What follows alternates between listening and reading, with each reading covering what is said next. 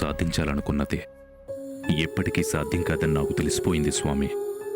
నేను ఆత్మవిశ్వాసంతో వేసిన ముందడుగని చెప్పి అది అతి విశ్వాసమని తేల్చి చెప్పి నా ధైర్యాన్ని కుంగదీసి నా అడుగును వెనక్కి లాగేసింది.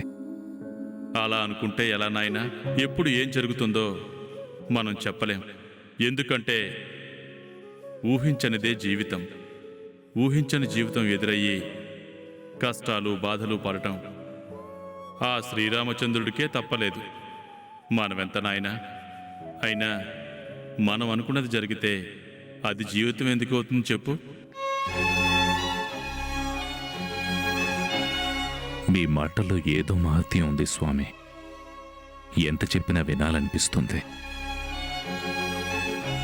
క్షమించండి స్వామి, మీ మాటలు వింటూ మీరెందుకొచ్చారో అడగలేదు. ఇంతకీ మీరెందుకొచ్చారు స్వామి? నువ్విన్ని బాధల్లో ఉంటే నిన్ను సహాయం అడగడం భావ్యం కాదేమో నాయనా. నన్ను క్షమించండి స్వామి. నన్ను సహాయం అడగడానికి మీరొస్తే నా బాధలు మీకు చెప్పి మిమ్మల్ని సహాయం అడగకుండా చేశాను. చెప్పండి స్వామి, మీకే సహాయం కావాలో? అది ఎలా అడగాలా అని. పర్వాలేదు స్వామి, అడగండి.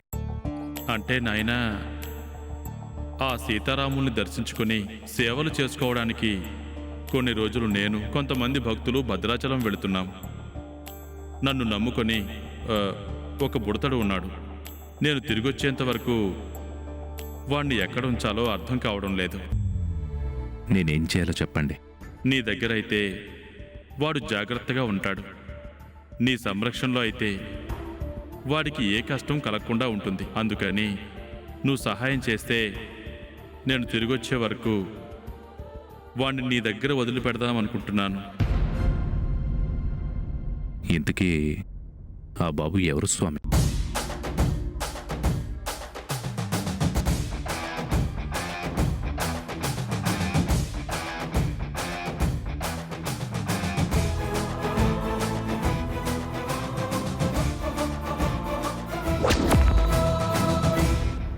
చెప్పాను కదా నాయనా, నన్ను నమ్ముకున్నవాడు, నాకు కావలసినవాడు అని. వాడి తల్లిదండ్రులు గొడవల్లో ఉన్నారు. ఎప్పుడు కలుస్తారో తెలియదు. దానివల్ల ఆ చిన్నారి బాధపడుతున్నాడు. నీ దగ్గర ఉంచితే తల్లి పాలన, తండ్రి పాలన అన్నీ వాడికి సిద్ధిస్తాయి. అందుకే నీ దగ్గర ఉంచి వెళదామనుకుంటున్నాను. నువ్వు ఒప్పుకుంటే వాణ్ణి కొన్ని రోజులు నీ దగ్గర ఉంచుతాను. ఇంత పెద్ద ఇంట్లో నేనొక్కనే ఉంటున్నా స్వామి. ఎవరైనా ఉండొచ్చు, ఎన్ని రోజులైనా ఉండొచ్చు. వాణ్ణి తీసుకొచ్చి నా దగ్గర వదిలిపెట్టి వెళ్ళండి. వాడే కాదు, మీరు తిరిగొచ్చిన తర్వాత మీరు కూడా ఇక్కడే ఉండొచ్చు. నాకు తెలుసు నాయనా, నీ మనసు ఎంత గొప్పదో నాకు తెలుసు. కాదు కూడదు చెయ్యను అనేది నీ జీవితంలో లేదు. అవును, రేపు వాణ్ణి తీసుకొచ్చి నీ దగ్గర వదిలిపెట్టొచ్చా? మీ ఇష్టం స్వామి, ఎప్పుడైనా తీసుకురావచ్చు. సంతోషం నాయనా, వెళ్ళొస్తాను. అలాగే స్వామి. జై శ్రీరామ్.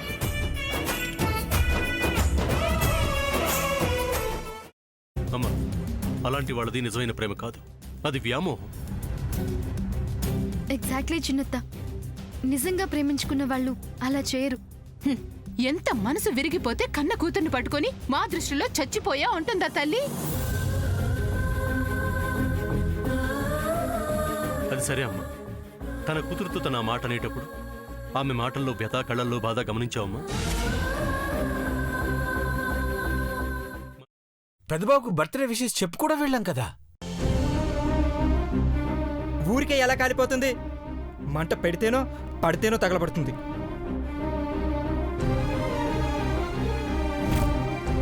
కరెక్ట్ చిన్నబాబు, నీకొచ్చినట్టే నాకు డౌట్ వచ్చింది. పార్వతే షర్టును తగలబెట్టిందనుకుంటా.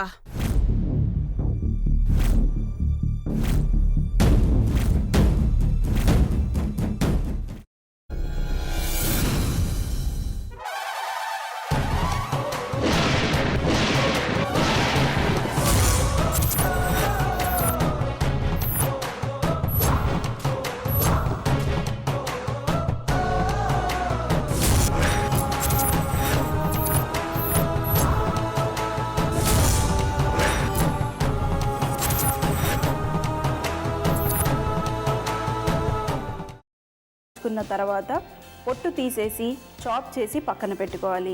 ఒక ప్యాన్లో కొద్దిగా నూనె వేడి చేసి అందులో ఆవాలు, మినప్పప్పు, శనగపప్పు, కరివేపాకు, సన్నగా తరిగి పెట్టుకున్న ఉల్లిపాయలు వేసుకుని 1 నిమిషం పాటు వేయించుకోవాలి. ఆ తర్వాత కాల్చి కట్ చేసి పెట్టుకున్న వంకాయని కూడా అందులో వేసుకుని బాగా మిక్స్ చేసి బౌల్లోకి ట్రాన్స్ఫర్ చేసుకుని అందులో తగినంత చిక్కటి పెరుగు లేదా పల్చటి పెరుగు వేసుకుని మిక్స్ చేసి అన్నంతో కానివ్వండి, చపాతీతో కానివ్వండి సర్వ్ చేసినా చాలా బాగుంటుంది.